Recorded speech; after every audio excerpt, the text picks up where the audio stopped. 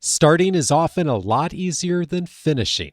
Our mindsets and our tactics can make a big difference in how far we really go.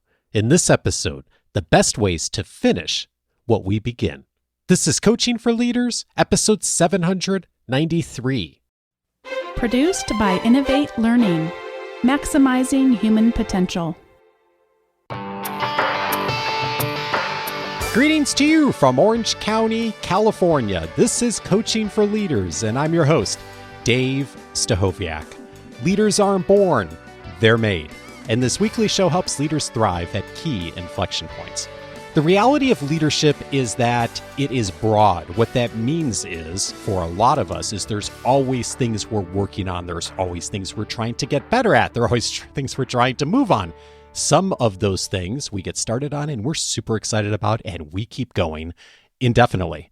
And there's also a lot of things that even though we know it's good for us, even though we see the benefits, even though we've got the plan intellectually, once we start, it's sometimes hard to keep going. Today, a conversation on how we can finish what we start by being a bit more intentional and using some really helpful tactics that are practical in a way that keep us moving, not only for ourselves, but for our teams. I'm super excited to welcome Chris Bailey to the show. Chris is an author and lecturer who explores the science behind living a more productive and intentional life. He has written hundreds of articles on the subject and is the best-selling author of The Productivity Project, Hyperfocus, and How to Calm Your Mind. His newest book is Intentional: How to Finish What You Start. Chris, a pleasure. Welcome to the show. Dave, my Polish friend, how are you? I am lovely. My fellow Polish friend. My fellow Polish nice friend. to chat with you. Here we are. Yeah, nice to chat with you. I loved the book and thinking about this finishing what we start, because we are so good at starting things, aren't we? Most of us. And yet it's the finishing thing that we get in trouble with a lot, isn't it?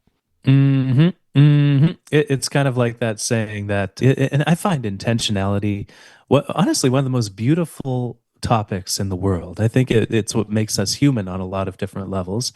But then we have these sayings that the road to hell is paved with good intentions and stuff like that. And so it makes you question, really, what gives? We have these intentions that, like you're saying, we follow through with, and then we have the others that just, they get swept away because we're in the fray of our daily life, or they're ugly things that we just have to do, that we kind of kick down the street like it's a tin can to another day. And so that becomes the art of productivity. It's easy to accomplish things that we have a deadline for. Deadlines are an incredible way to add structure and a framework to the things that we want to accomplish. It's easy to accomplish the things that we care about. You know, there's a lot of books on habits too. People don't need help making habits like eating a chocolate bar every day or something, or watching more TV. But they need habits for the ugly stuff, and intentionality can help us get there too. So it's really this fascinating topic, because intention is always what's behind what we follow through with, but we don't always follow through with every intention. You write on this: the strength of an intention is a function of our desire minus our aversion. Every single task has an amount of both. Tell me more about that. Well, they fluctuate over time too, don't they? And it is an interesting thing with every task, every project, every commitment that we have. There are these two ingredients that attract us to something and repel us away from that same thing: desire and aversion. So you think about in the book, I call it our timeline of goal attainment. So across our timeline of goal attainment for any goal that we want to achieve, our desire is often way higher at the beginning than it is closer to the end of us doing. If you're going on a trip to Spain and one of your lifelong ambitions has been to learn Spanish, and you've kicked it down the street to a later day constantly throughout your life, probably right after you book the tickets, your desire is going to be through the roof, right? When you set that goal again, when you set that resolution again. But then it fades. It tapers down into this aversion, which is just this ugly feeling that we have when it comes to doing certain tasks in our work based on attributes that they can have. So it's this interesting kind of calculus where It's desire minus aversion that creates our overall will to want to do something at any moment over that timeline of a goal.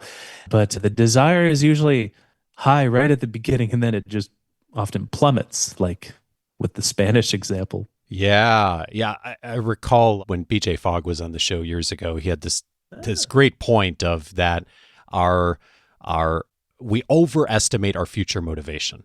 Almost all of us. Like we think, okay, I'm going to start on this and I'm going to keep that motivation level high throughout the length of the goal, the task, whatever it is that we're doing.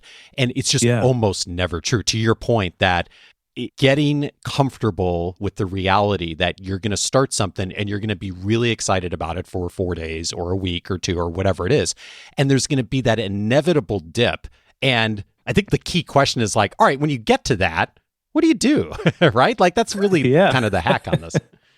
Yeah, exactly. I think you start by dissecting just why is something so aversive. So, and this was the interesting thing in digging into the science behind just how aversion works and what is it even. So it's this ugly feeling that we experience. But the fascinating thing to me is it's possible to dissect it a little bit, somewhat, where there's certain triggers that a task can have that make it more aversive to us.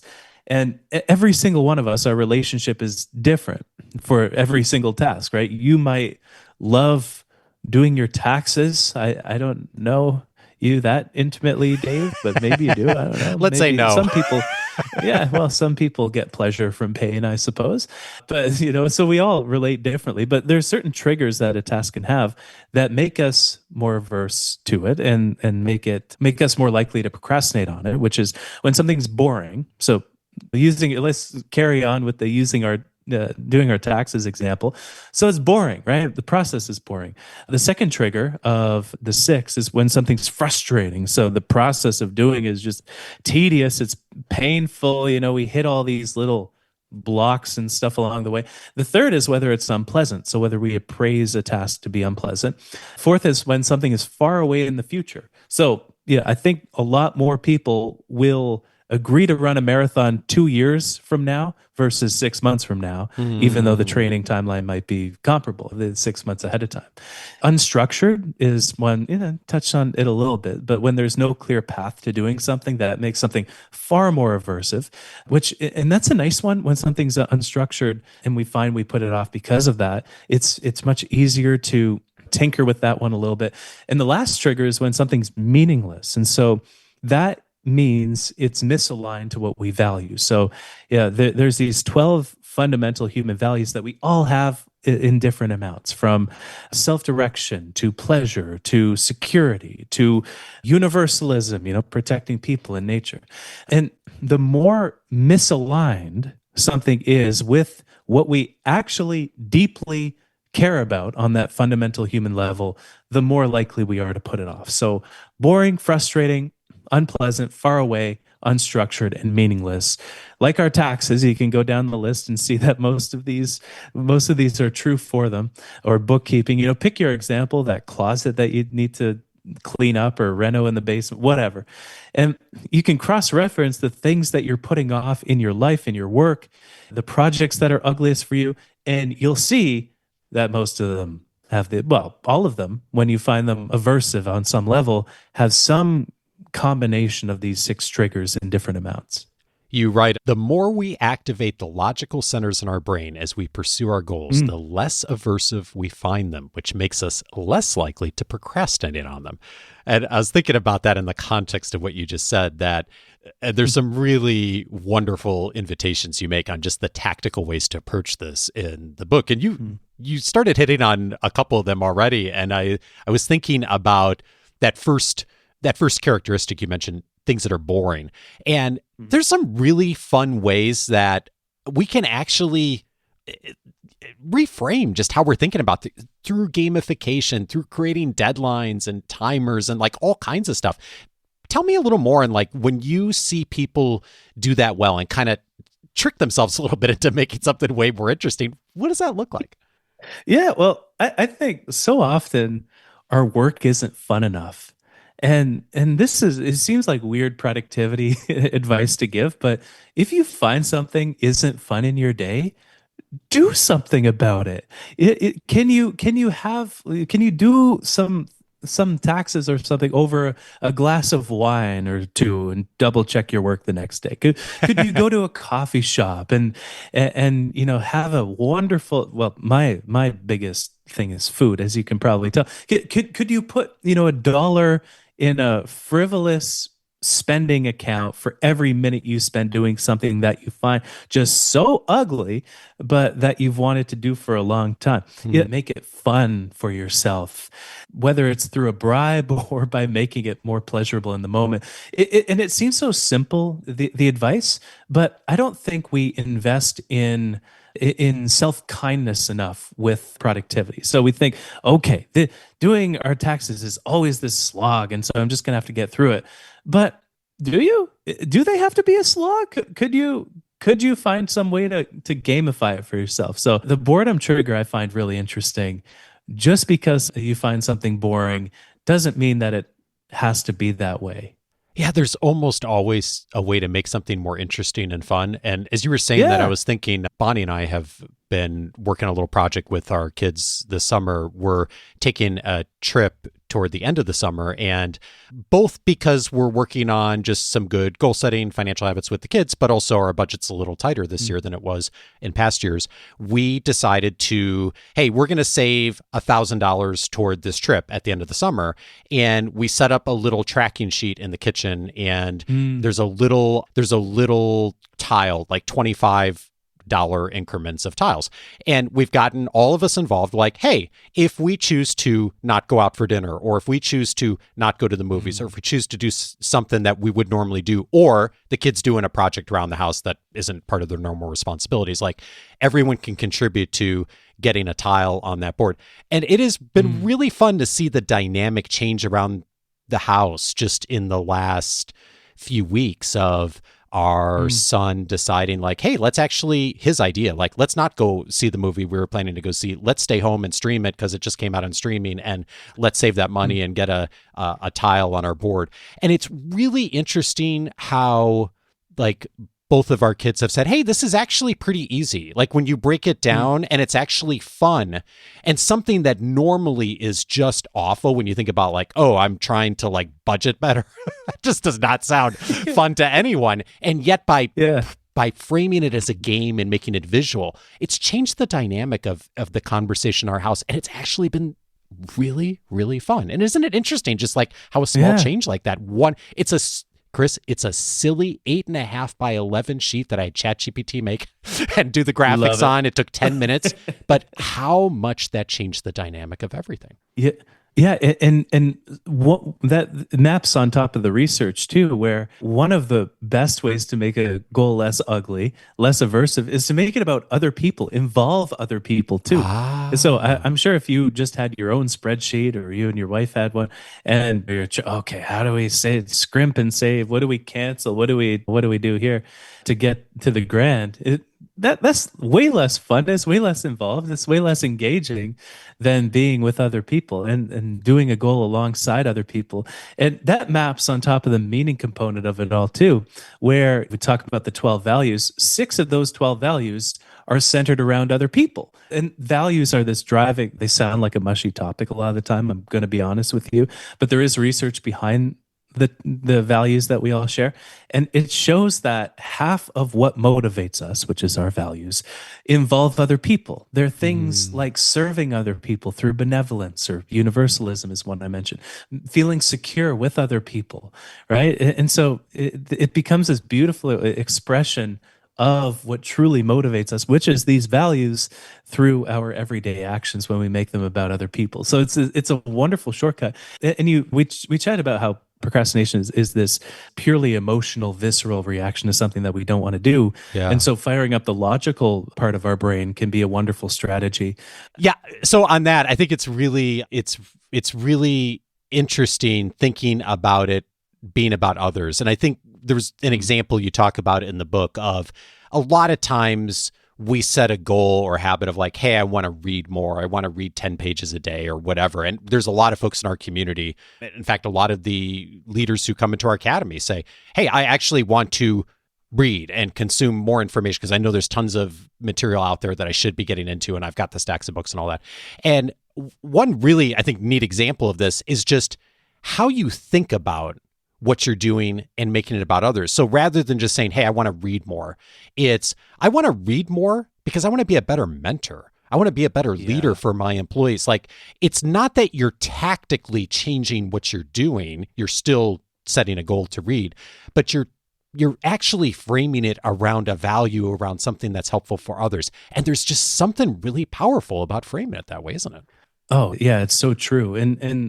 It's interesting the extent to which the frame of a goal affects our motivation and our drive to follow through with something. So I'm sure a lot of people listening to this are familiar with the whole growth mindset.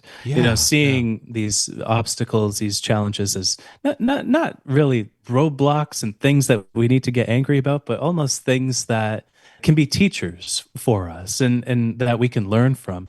And that goes to the frustration component of procrastination, where one of the most helpful strategies for overcoming the frustration we have to certain things is seeing things as a learning goal rather than a performance goal. And so, to use the marathon example, a performance goal would be, okay, I want to run this marathon in this amount of time. Whereas a learning goal might be, okay, I want to learn about advanced running and pacing techniques so that I can lower my time overall. So, one is a performance-based goal, which is, it's this pass or fail essentially when it comes to a goal that we have. And the other is this learning goal where it's, okay, I want to devour everything I can about this topic so I can learn and I can integrate those things into this goal that I'm pursuing. And the interesting thing is the actions that you take under both goals, they might be basically the exact same. You might end up going into those pacing techniques with a performance goal anyway. But a learning goal, just like a growth mindset, it's a growth mindset, kind of the opposite side of the same coin. It absorbs the frustration that we have to following through with certain things. So if you find that frustration is something that comes up with your list of things that you're procrastinating on, that is something that can be incredibly helpful. And another tactic to pair that with is making a list of everything that you're procrastinating on in your life, in your work. And so list every possible thing that you can think of. If there's an email that's like 3 weeks old at the bottom of your inbox that just makes you tense up, right? Email apnea is a real phenomenon, right? Sometimes our breathing changes when we just get exposed to certain messages from certain people.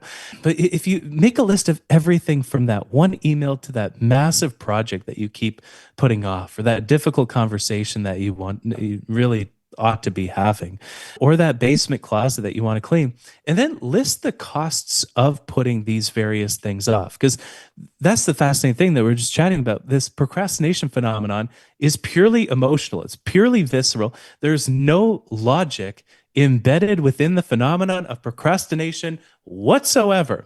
It's purely emotional. But by listing the costs of doing something and logically going through your work, your life to make this procrastination list, you actually fire up the logical part of your brain, which can overcome that emotional response in your brain. Because when we consider putting something off, to go into the neuroscience on it a little bit, essentially the logical regions of our brain, the activation in them go way down when we consider procrastinating, and the emotional regions go way up. And so they almost go to war with one another, and eventually one of them wins out.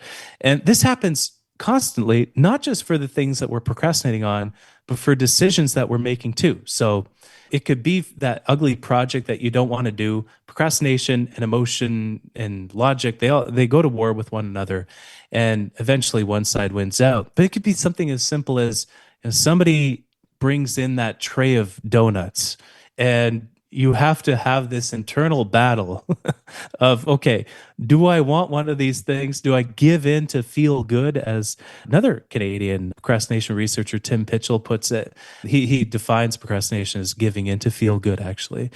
Giving in with your logic, with your goals to feel good about something, which can be nice sometimes, but we all have goals that are short term and long term, right? Enjoying our life to getting that fitness goal accomplished. But it's interesting just the extent to which activating the logical centers of our mind can overpower the emotional centers. And an incredible way to do that is with that listing the costs, listing the things that you're putting off, and seeing the things, to go to the frustration element, see them as things that you're learning rather than performances that you have. It can really diffuse a lot of the pressure we have around some of these things on our list.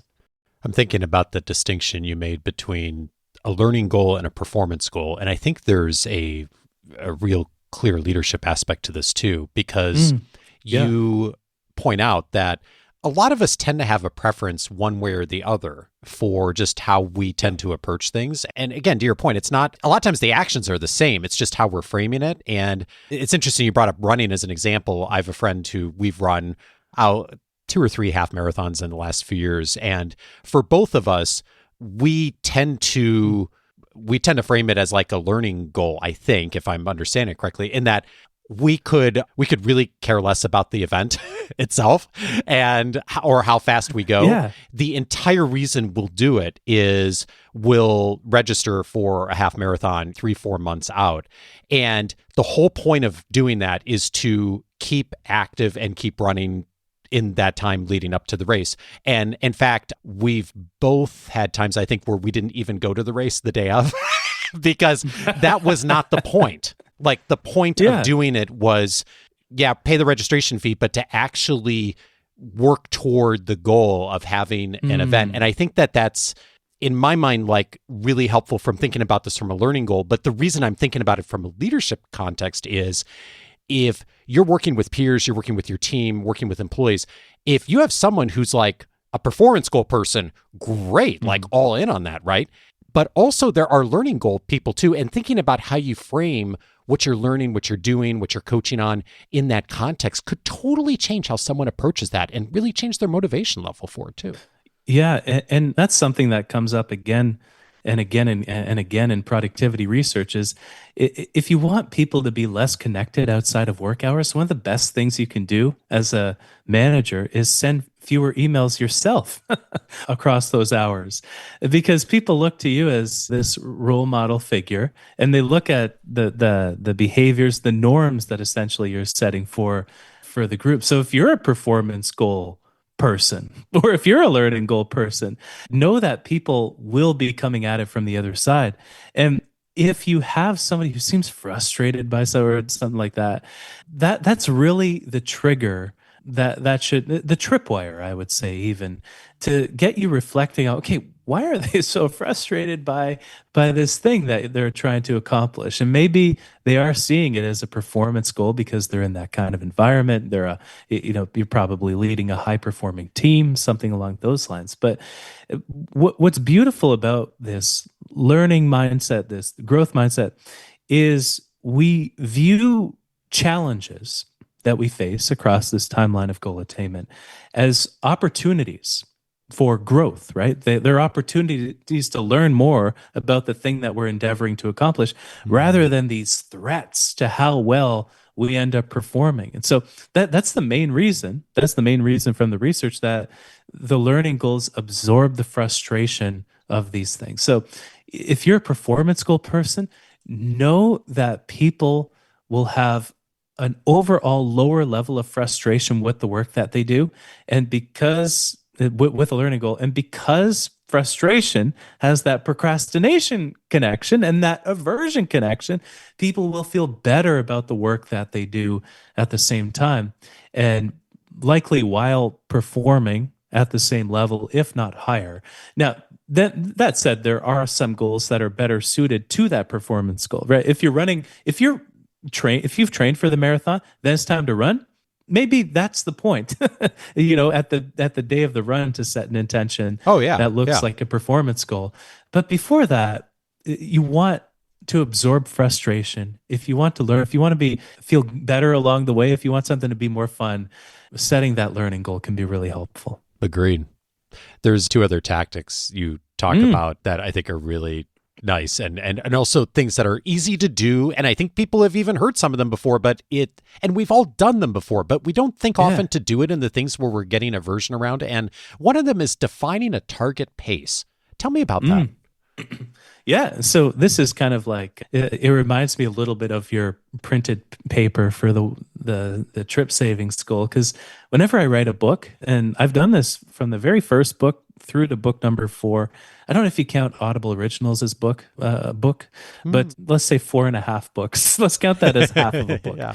I do this for every single, essentially, cumulative goal that I have, because it's wonderful. So essentially, you make a spreadsheet, and then you look at the timeline of the goal that you have, the deadline that you have to hand in your manuscript if you're writing a book, or whatever it is, a savings goal, if you have a savings goal that you're accumulating over time. So you have a linear line on this sheet that you print off, and that's your pace. So if you are writing a book over 52 weeks and the book is going to be 52,000 words, the line will go up at a linear pace of 1,000 words a week. Right. And it's quite nice, because then you can chart your own rate of progress against that idealized pace of goal attainment. So you think, okay, am I ahead of schedule? Can I do a bit more research into the book right now? Or am I behind schedule? So I just need to clear my week, or clear a day or two this week to hunker down on this big project.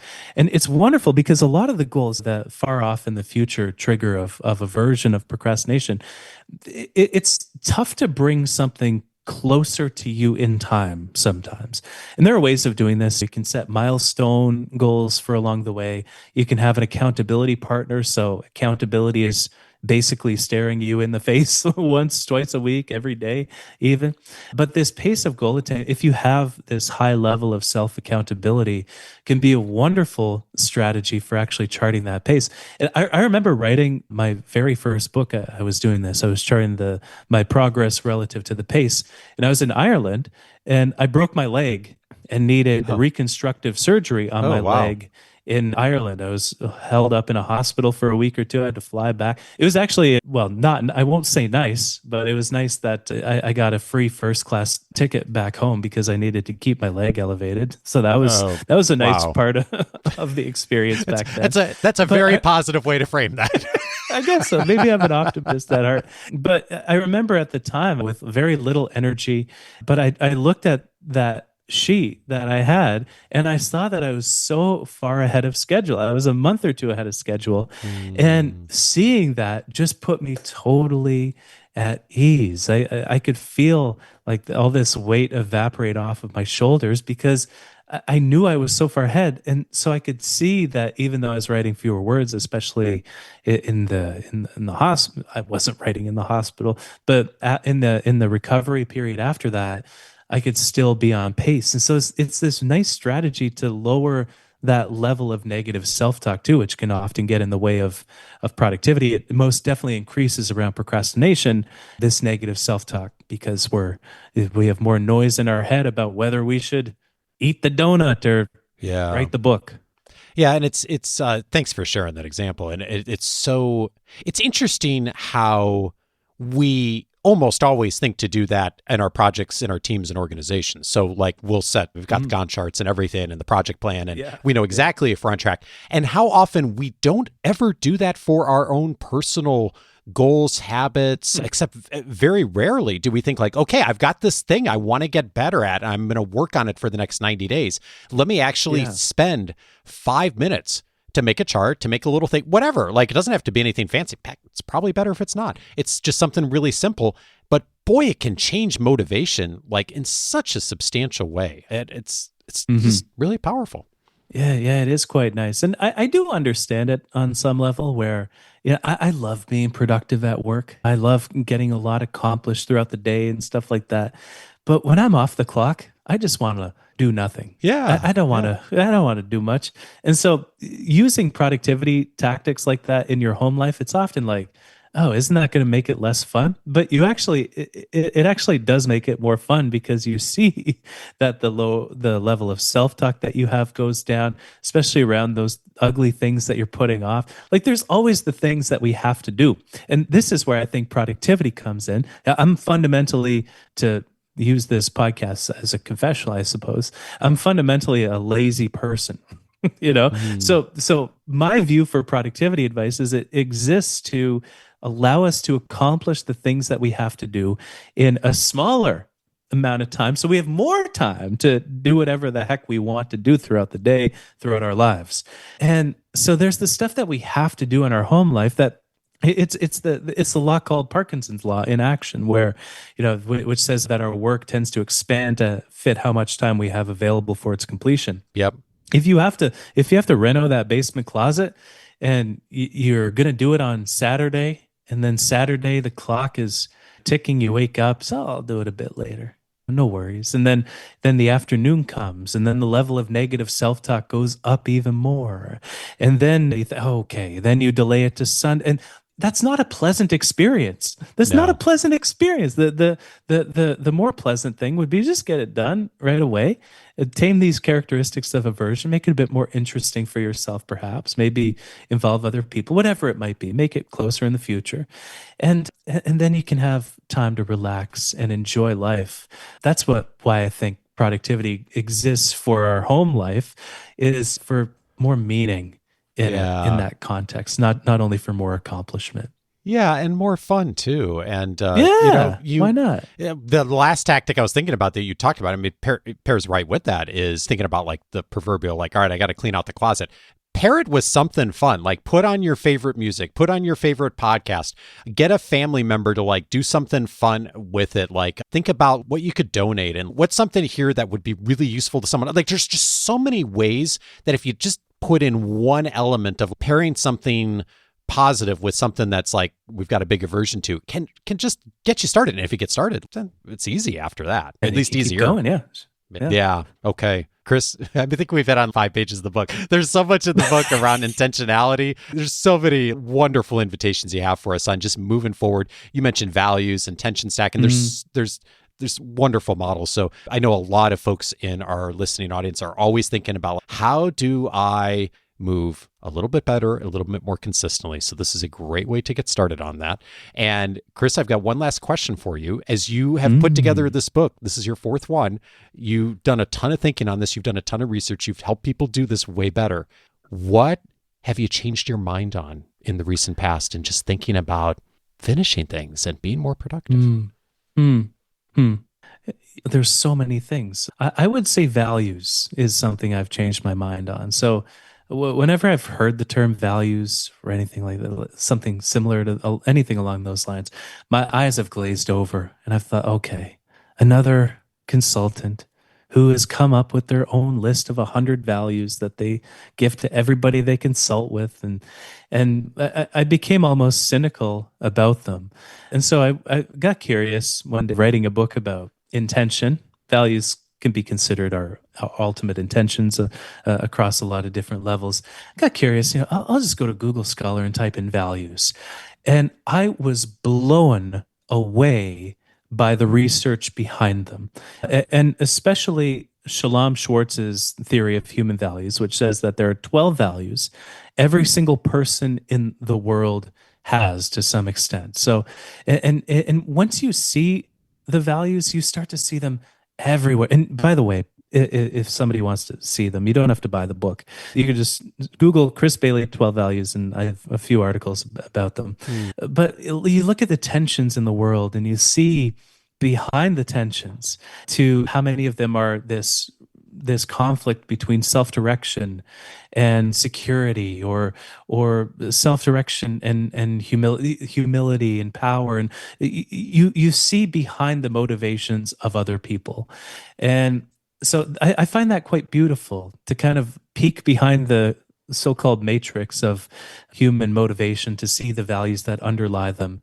And once you start seeing them in yourself and other people, you see them everywhere in what other people are motivated to do by default and deliberately. And I think the world becomes a bit more easy to understand and in some ways beautiful as well. So I've changed my mind on values. I used to think they were BS. Now I see them everywhere I go. Chris Bailey is the author of Intentional: How to Finish What You Start. Chris, thank you so much for your work and your wisdom. Appreciate it. Thank you, Dave. Awesome to chat with you.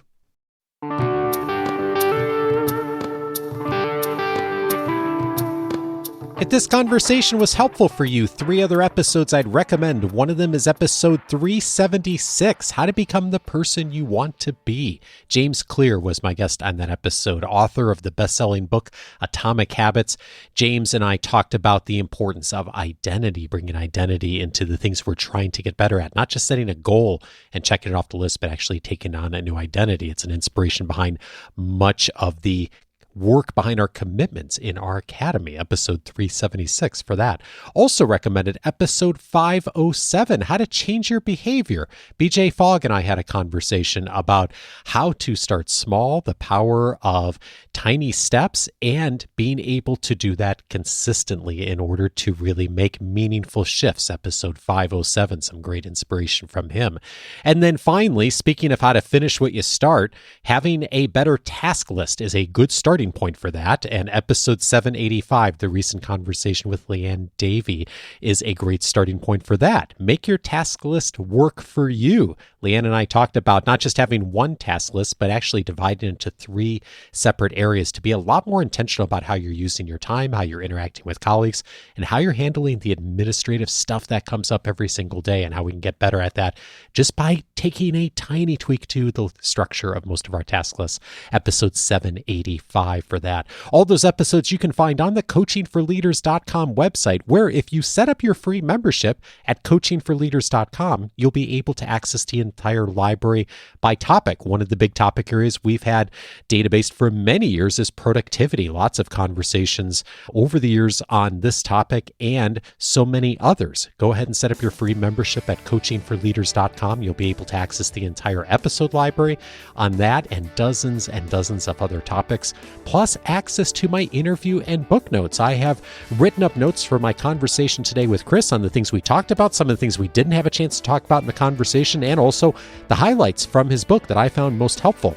I do that for almost every interview, make it available to you afterwards. It's part of access of your free membership is all those interview and book notes, plus tons of other resources inside the free membership. You can get access to all of it just by going over to coachingforleaders.com. Coaching for Leaders is edited by Andrew Kroger. Next Monday, I'm glad to welcome Jia Jiang to the show. We are going to be talking about how to build the resilience that you need to match the ambition you already have. It's a great follow-up to this conversation. Join me for that wisdom from Jia. Have a great week and see you back on Monday.